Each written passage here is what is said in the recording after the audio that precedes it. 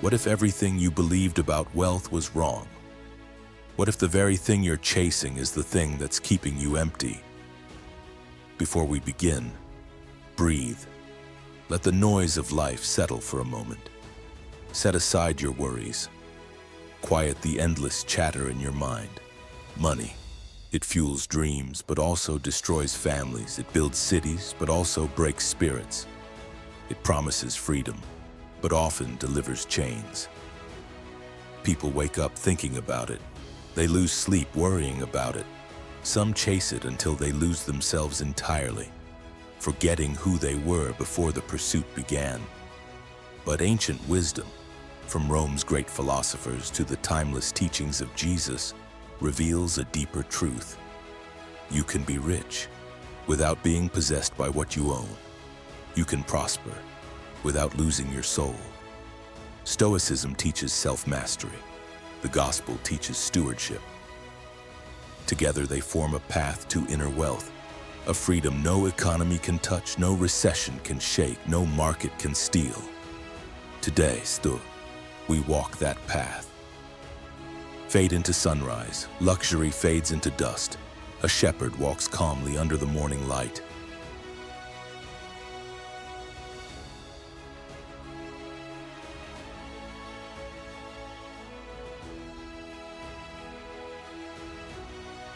Human desire is a strange thing. The moment you get what you want, your mind immediately wants more. A bigger house, a newer phone, a nicer car, a lifestyle that keeps stretching with no finish line. You reach one goal, and the goalposts move. Satisfaction lasts a moment, then vanishes like morning mist. The Stoics called this the hedonic treadmill, running endlessly but arriving nowhere. Seneca warned, "The greatest slavery is to live under desires no one can satisfy." The Bible describes it this way: "The eyes of man are never satisfied." Proverbs 27:20. We live in an age designed to exploit this weakness. Technology increases desires. Social media multiplies desires. Society profits from desires. Everywhere you look, something whispers you need more. But wisdom disciplines desires. Wisdom says, enough. You cannot win the money war if you lose the desire war. Because uncontrolled desire will always spend more than you earn, fear more than you should, and chase more than you need. Desire must be led, not followed.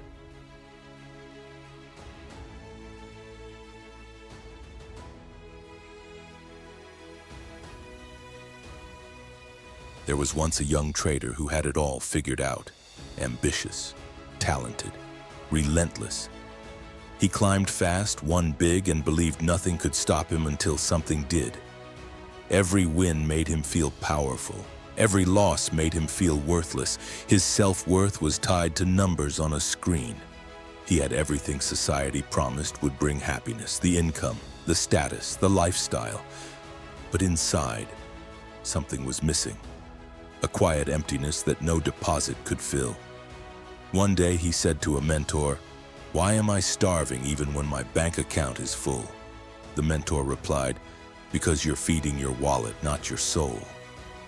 That answer changed everything.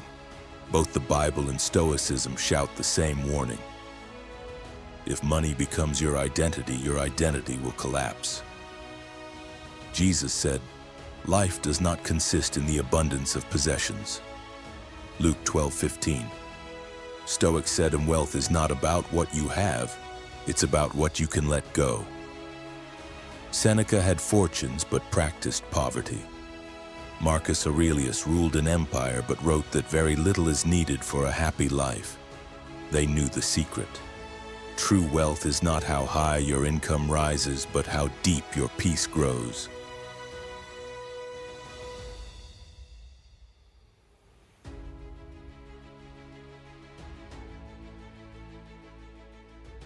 Picture this.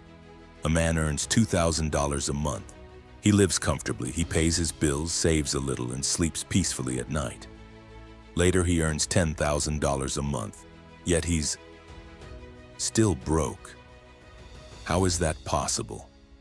5 times the income, but the same empty pockets. Why? Because his income increased, his desires multiplied, his buying grew louder, his discipline grew weaker.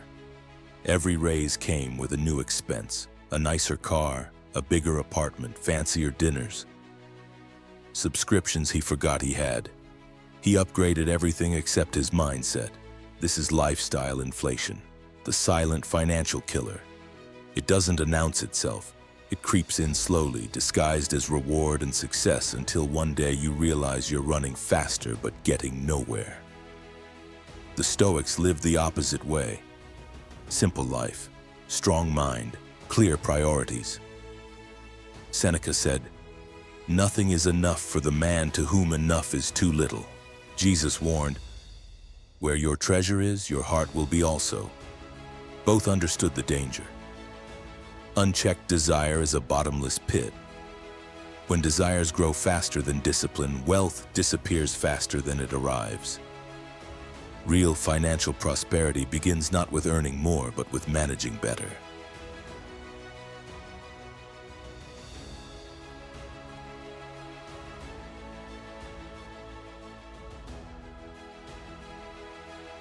To the Stoic philosophers, money had no soul, no morality, no power unless you gave it power.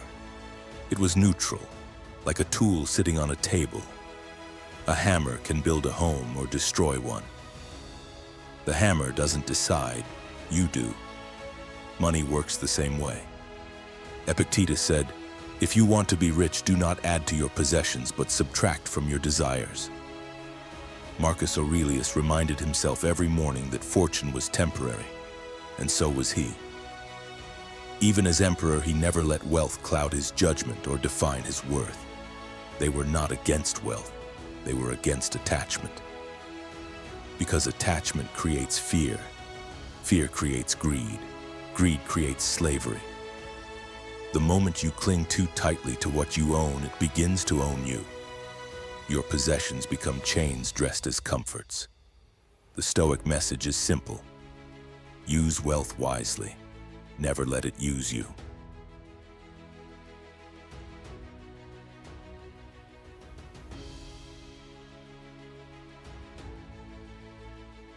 Lucius, the wealthy Roman merchant, had everything except peace.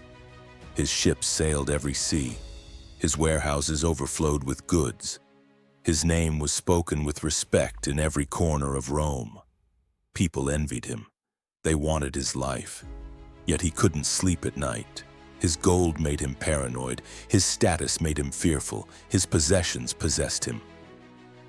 Every day he worried about losing it all.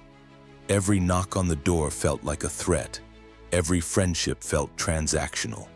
Every joy felt borrowed, as if happiness was on loan and the debt collector was always near. When he asked Epictetus why he felt so poor despite having so much, the philosopher looked at him calmly and answered, "You own everything except yourself." Lucius learned a painful truth. You can escape poverty, but you cannot escape yourself. Unless you master your inner life, your outer wealth will always feel empty. Freedom begins within.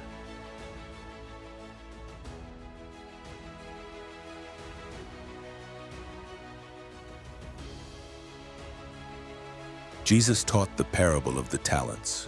3 men, 3 opportunities, 3 outcomes. One received 5 talents, another 2, another 1. The first 2 invested boldly. They took risks. They multiplied what they were given. The third man buried his gift in the ground, paralyzed by fear. Those who multiplied wisely were rewarded. The one who buried his gift lost everything. Why?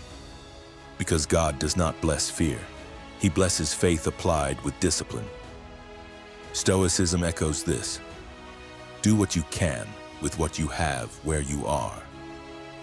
Stewardship means managing small things faithfully so you can handle bigger things responsibly.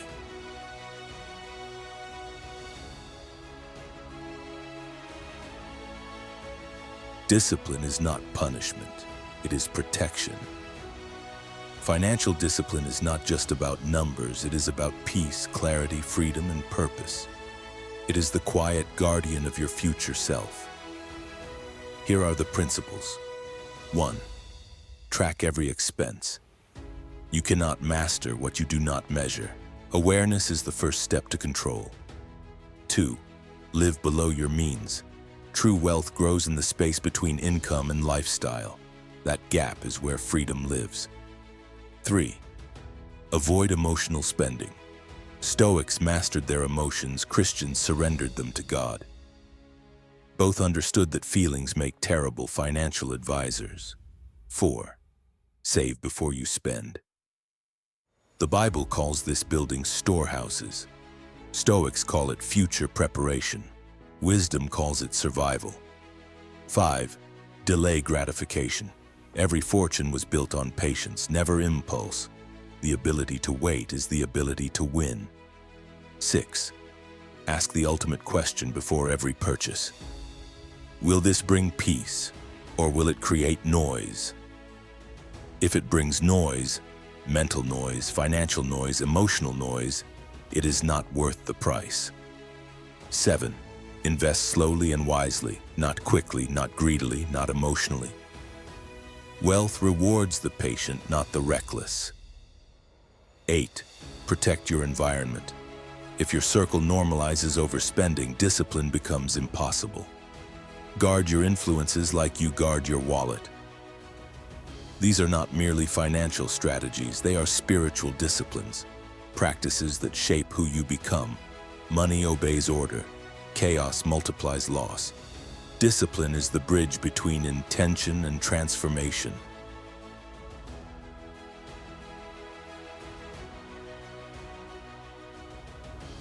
Let me tell you about Maria. She was a single mother working 2 jobs.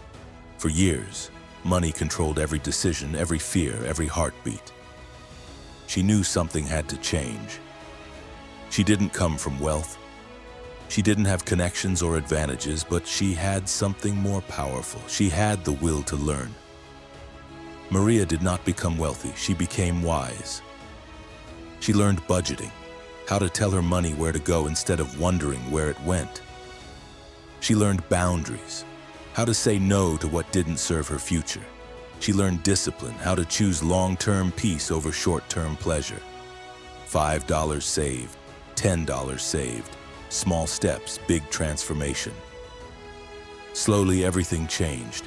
Not overnight, not dramatically, but steadily. The Bible calls this faithful with little. Stoics call it progress through daily effort.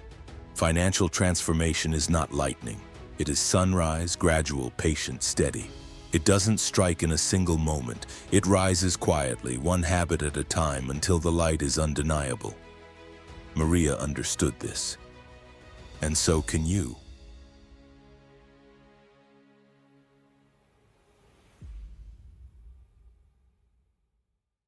Every financial destiny begins with a thought, a single whisper in your mind that sets everything in motion. I deserve this. I must impress people. I will discipline myself. These small voices shape your choices. They seem harmless at first, just passing thoughts. But they are seeds, and seeds become forests. Thoughts become decisions, decisions become habits, habits become destiny. What you think today, you live tomorrow. As the Bible says, as a man thinks in his heart, so is he.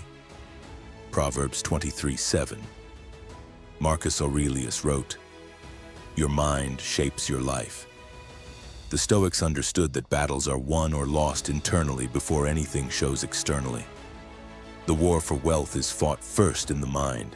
You cannot build wealth until you build your mindset.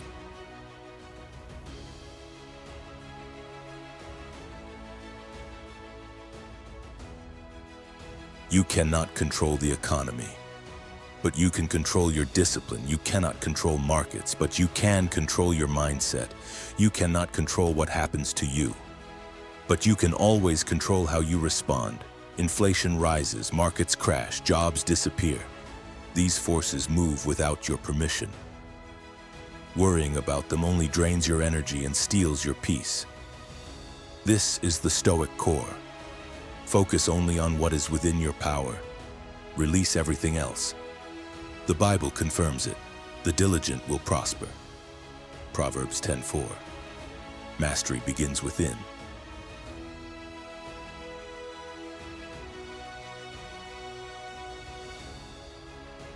Your environment decides your spending.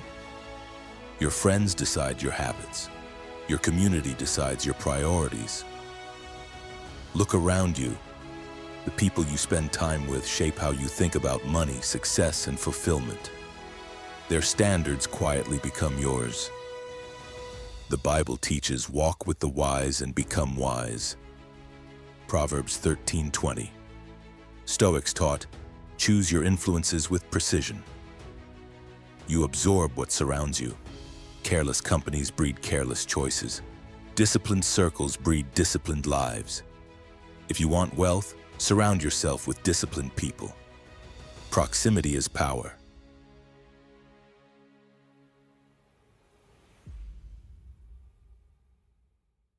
Why does God give wealth? Not to hoard, not to boast, not to build monuments for yourself. To build, to bless, to support, to uplift, to expand His goodness on earth. Wealth in God's hands is a vessel for love. Why did Stoics pursue moderation? To remain free, to remain wise, to remain anchored.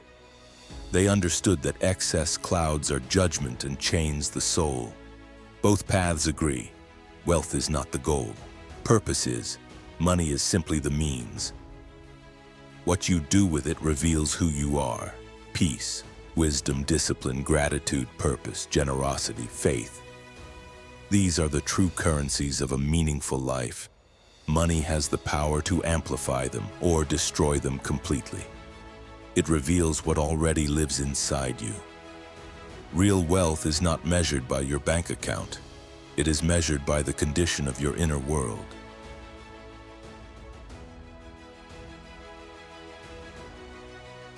Money fades. Status fades. Beauty fades. Possessions fade. Everything the world tells you to chase eventually turns to dust. The car rusts. The house crumbles. The fame is forgotten. Nothing material survives the passage of time. Marcus Aurelius, ruling the greatest empire on earth, wrote in his journal, Alexander the Great and his mule driver both died, and the same thing happened to both. Death levels all earthly wealth. No title, no treasure, no trophy follows you into the grave. Jesus said it plainly. Do not store up for yourselves treasures on earth where moths and rust destroy, but store up treasures in heaven where nothing can touch them. Matthew 6:19-20. But wisdom, discipline, gratitude, faith, these are eternal. They survive time. They survive loss. They survive even death itself. They echo beyond your final breath and ripple into eternity. This is the deepest truth. You can be rich without possessing anything. True wealth lives within. And that wealth, no market crash can steal it, no economy can shake it, no grave can contain it. Go build the only fortune that lasts.